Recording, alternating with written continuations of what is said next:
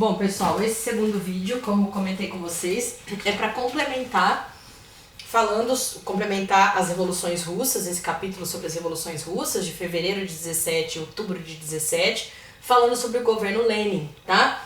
Então, pra gente entender o governo Lenin e a chegada do Stalin ao poder, que é o que encerra esse nosso primeiro capítulo da unidade 2, eu preciso dar uma retomada no que nós falamos no vídeo anterior, no sentido de que qual era o contexto, revolucionário no qual Lenin toma o poder. Vladimir Ilyanov Lenin era um político que se destacou dentro do Partido Operário Social Democrata Russo, do lado dos bolcheviques, e também no Partido Comunista Soviético, certo? Inclusive é no governo do Lenin que a Rússia passa a se chamar União das Repúblicas Socialistas Soviéticas, a URSS, a partir do ano de 1922, sendo considerada uma nação socialista unipartidária até o ano de 91. A gente vai falar sobre isso quando falarmos em Guerra Fria, tá? Bom, 1917 é o ano das revoluções russas, porque em fevereiro de 17 a gente tem uma revolução menchevique, na qual tiram Nicolau Romanov do poder, acabam com o governo czarista e colocam um governo provisório liderado pelo Alexander Kerensky. E em outubro de 17 essa revolução ela se torna maior e mais radical, liderada pelos bolcheviques, que exigem, liderados por Lenin, a saída da Rússia da Primeira Guerra Mundial. E a partir desse momento, a gente tem que lembrar que quais são os antecedentes desse contexto revolucionário? Miséria, concentração fundiária, concentração de terras nas mãos de poucos, como dos boiardos, que eram nobres com possessões.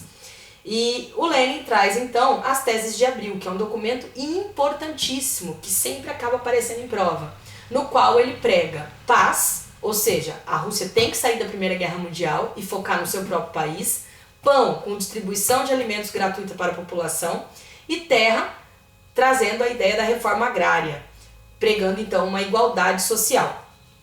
E diziam todo o poder aos sovietes, ou seja, todo o poder deveria estar nas mãos dos trabalhadores russos, sejam camponeses ou operários. Acontece que, assim que Lenin consegue que a Rússia saia da Primeira Guerra Mundial, e nós vimos que assinou um tratado, que era o Tratado Brest-Litovsk na época, com a Alemanha, dizendo que se retiraria da guerra, mas a Alemanha não poderia invadir a Rússia. Deem uma olhada no vídeo de Primeira Guerra, que aí vocês lembram desse episódio, tá? A Rússia sai da Primeira Guerra Mundial e acaba vivendo uma guerra civil, ou seja, uma guerra dentro do seu próprio país, entre aqueles que apoiam os bolcheviques e aqueles que fazem oposição, como os mencheviques, a Igreja Ortodoxa Russa, que queria a volta da monarquia czarista, os próprios defensores, como os nobres boiardos, que defendiam a monarquia czarista. Muitos países capitalistas ajudam essa oposição dentro da Rússia. Por quê? Porque eles têm medo do avanço socialista no mundo. Então essa guerra civil na Rússia começa em 1918, o ano que termina a Primeira Guerra Mundial, e vai até 1921. E aí a gente pode especificar que os bolcheviques, que são a maioria do Partido Operário Social Democrata Russo, formam o Exército Vermelho, liderados por Trotsky, que era um grande nome dos bolcheviques, e utilizando inclusive do comunismo de guerra, que era confiscar a produção e só distribuir essa produção para os seus aliados, fazendo com que a oposição fique até sem ter o que comer. Era uma maneira deles forçarem a saída, a renúncia dessa oposição, que é o Exército Branco. Então o Exército Vermelho bolchevique contra toda a oposição, que eram os mencheviques, a Igreja Ortodoxa, os monarquistas, que queriam volta do czarismo, e os países capitalistas.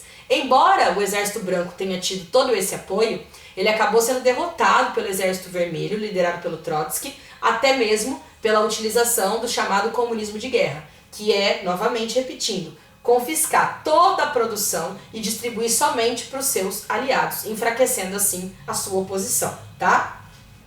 A partir da vitória do Exército Vermelho, o Lenin começa a instituir no seu governo uma nova política econômica. Por quê? Que é a chamada NEP, tá? Nova Política Econômica, para reestruturar a economia. E ele dizia uma famosa frase: é preciso às vezes dar um passo atrás para dar 2 passos adiante. O que isso queria dizer?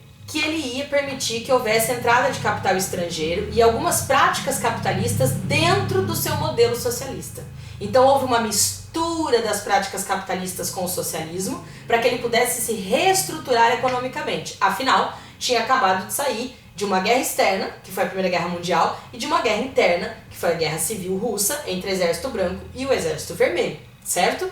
E já vinham de uma situação de contexto de miséria. Então precisava de uma fortalecida na sua economia, tá? Reintrodução da economia de mercado na União das Repúblicas Socialistas Soviéticas, pelo fim da desigualdade, da fome, era isso que eles pregavam, certo? E até 1924, essa nova política econômica foi implementada pelo Lenin, até que em 1924 Lenin teve um AVC e morreu, gerando uma disputa sucessória, ou seja, quem ocuparia o lugar do Lenin. E aí dois nomes bolcheviques se destacam. Trotsky, que já aparece como uma grande liderança e que dizia que tinha que ter uma revolução permanente, que essa revolução socialista tinha que se espalhar pelo mundo. E do outro lado, querendo também o poder, Joseph Stalin, que dizia que não, que a primeira revolução tem que ser feita num só país, na União das Repúblicas Socialistas Soviéticas, para depois, quem sabe, se expandir. Bom, nessa disputa, quem leva a melhor é Stalin, inclusive agindo de modos bem cruéis. Tanto que Stalin vence, ele fica no poder de 1924 até 1953, de 24 até 1953, inaugura uma ditadura, que é a ditadura stalinista, a qual eu comento no vídeo sobre regimes totalitários, que é nosso próximo tema. E ele mandou matar o Trotsky. Trotsky, depois de perder essa disputa sucessória, se exilou. Alguns dizem que ele foi para o México e que lá ele foi morto, ele foi assassinado. E que foi a mando de Stalin, tá? Ele teria sido atacado dormindo e teriam acabado massacrando a cabeça dele com um machado, com uma coisa horrorosa, assim, a morte do Trotsky. E possivelmente, pelo que a historiografia fala, foi a mando de Stalin mesmo. E Stalin realmente era um cara cruel, tá? Depois assistam um vídeo sobre regimes totalitários, que aí vocês vão ter uma ideia melhor de quem foi Joseph Stalin, tá? E os campos de trabalho forçado que ele também inaugurou. Tudo bem? Bons estudos, releiam o capítulo, anotem tudo que a gente falou no vídeo, tá bom? E vão tirando dúvidas comigo também, viu? Um beijo pra todo mundo. Que logo a gente possa se ver pessoalmente.